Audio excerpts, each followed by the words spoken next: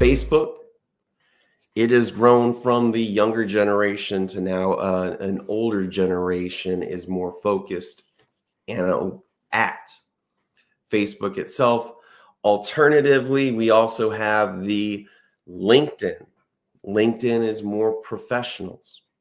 You will see a better responsiveness from people that meet that accredited investor net worth of $1 million or more, or at least making a couple $100,000 per year. That's where those professionals are hanging out on LinkedIn. So if really your goal is to do the high net worth type marketing, Facebook and LinkedIn is the place to go. And there's a couple of different strategies to really be able to leverage that. But also with your targeting of those channels, you need to be making your own group. Whether it's a Facebook group, a LinkedIn group, whether or not you're doing presentations directly on those platforms, such as live, such as this. It's all about educating and sharing, building that authority, and going where your prospective investors are already at. So that's one of the big reasons to do this Reg D 506C when you're targeting the high net worth. Alternatively, we have the Reg D Rule 506B that you're not allowed to advertise online. You're not allowed to market. You have to have a substantive relationship with the investors. Now you can grow your relationship database. These are the people that already know, like, and trust you. These are the people that will be your initial investors. And it is just the traditional classic way that these private deals have happened. But it's not within just the people that you already know. You always have to be focused on growing your personal network. And what we're talking about is going to these business meetups, the networking events. On more of a formal side, going to the Chamber of Commerce events and meetings, meeting your local business entrepreneurs. A lot of them are high net worth. One of the benefits of this 506B is you're not only looking for the high net worth, you're allowed to accept a limited number of sophisticated, not accredited, not high net worth investors. Again, you're not allowed to advertise. You have to build the relationships. But now all of a sudden, everybody can invest. You just have a limited number of the smaller investors. But what you're doing is you're building the relationships and then ultimately repurposing them to become your prospective investors. It's not just about meeting them once, shaking their hands and leaving. You still want to gather their contact information, the good old-fashioned business cards that are going out. Add those people to your newsletter list. We'll talk more about that. But you are now repurposing the people that you're meeting out and about within your own personal network and turning them into prospective investors. This is also where the testing the waters comes into play, because you're creating that authority if you just barely met somebody, but at least you have a relationship because you've talked to people. Ask 1,000 attorneys, get 1,000 pieces of advice about what a relationship means. Some attorneys will say you have at least 45 days from your initial live or telephone meeting to a solicitation. Other attorneys will say as long as you've had at least 3 phone calls, then, and oftentimes you're pitching a 506C, building a relationship and turning around and pitching those same potential investors on a 506B. Again, you're repurposing your efforts from one strategy to the other. But if you ask me what a substantive relationship means, is you actually talk to somebody. It's not a blind email. I get asked all the time, hey, this guy's been on my list for the last 5 years. He knows who you are. And then when my question is, well, do you know who he is? And the answer is, well, I don't really know him. I've never talked to him. That's not really a relationship. That is a prospect. For any business, it's a prospect. So get to meet people, talk to them, find out about their family. What are their interests? What are their business plans? Ultimately, building those relationships help you in the long run build your investor base. So that's one of the additionally very important things that you should be doing right now. Both the posting on the social content, as well as focused on those personal network growth, and then to really talk about crowdfunding. Crowdfunding meaning that everybody can invest and you're allowed to get out there and advertise online, cast the biggest net humanly possible. The regulations that we generally go to are Regulation CF, quite literally Regulation Crowdfunding, as well as Regulation A. Regulation A, you have to be have a certain level of business, of influence and contacts already.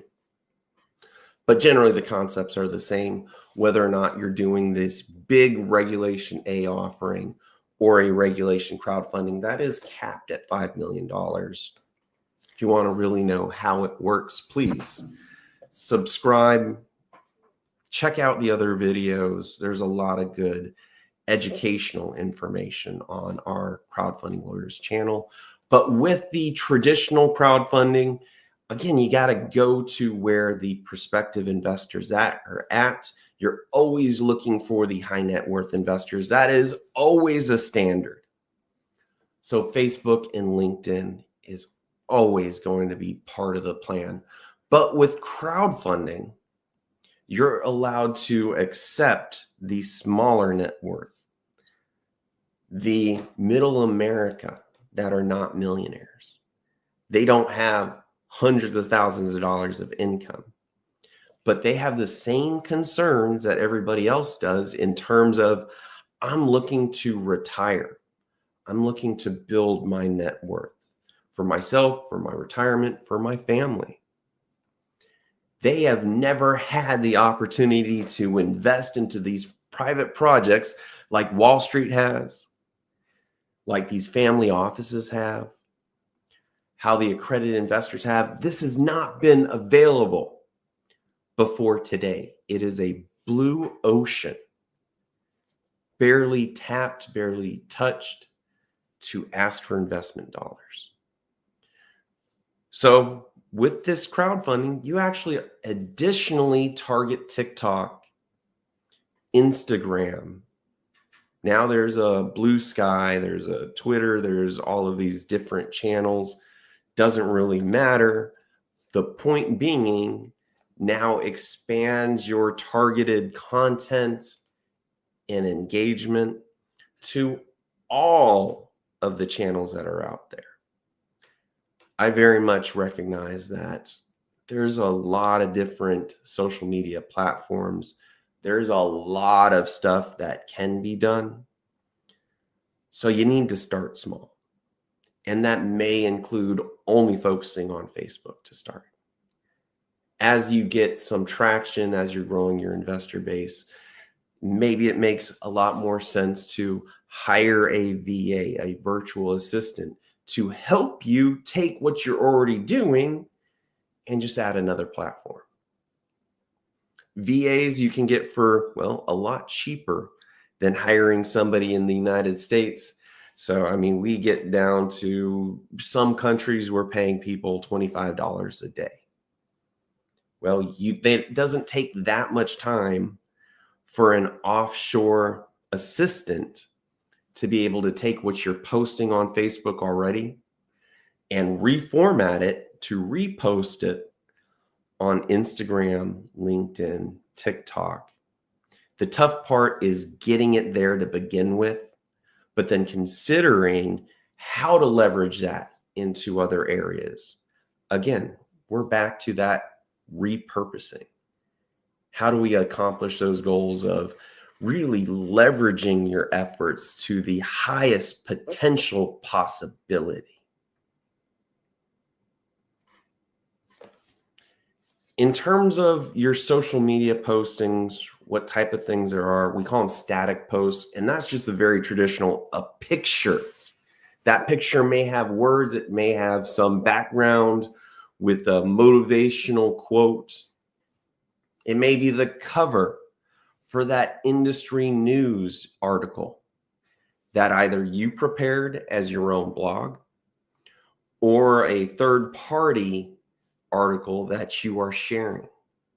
I will always note, if you're sharing somebody else's article, always, always, always include your own comments, your own analysis behind it. Otherwise, you're not adding to the article itself, so it's not really building your authority. It may help with the awareness, you growing your network, but the algorithm doesn't really care if you just share other people's news. The algorithm cares if you're building more engagement, you're building more contacts, and you're actually getting people to comment and talk. Always be commenting to your own sharing of articles. People want to help and invest those people that they trust, but also like. The know, like, and trust. Know is awareness. Authority is trust. The third component is people actually like you. They want to help you. They want to get drawn into your personal story. So you know what? Include the social world of what you're trying to accomplish. What's your process? Take people along with you on the journey before you ever have to ask for an investment dollar. You're bringing people in to get them excited for what you're trying to accomplish before they even have the opportunity to get out there and invest with you.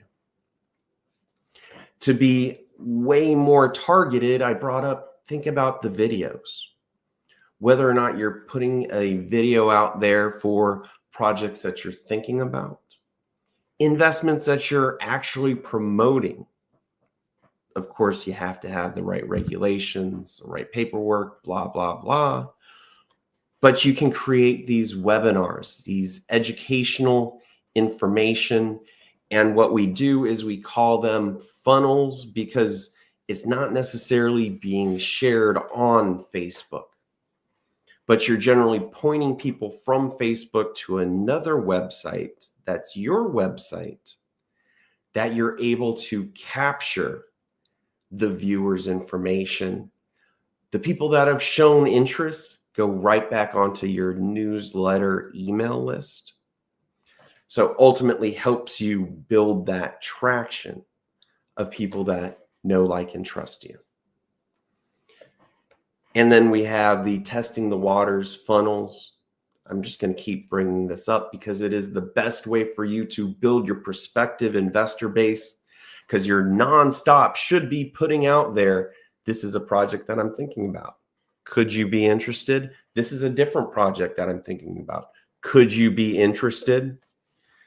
And the more people that have shown interest, when you decide to move forward with your investment, the more people you have to move forward with it.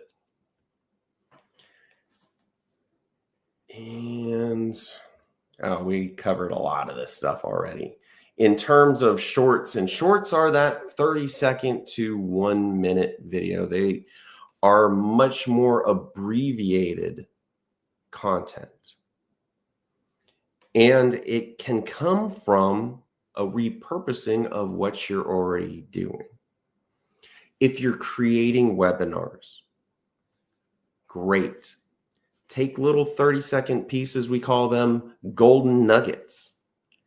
Share that through social media and then repoint the people to your videos, to your webinars, to help build that momentum.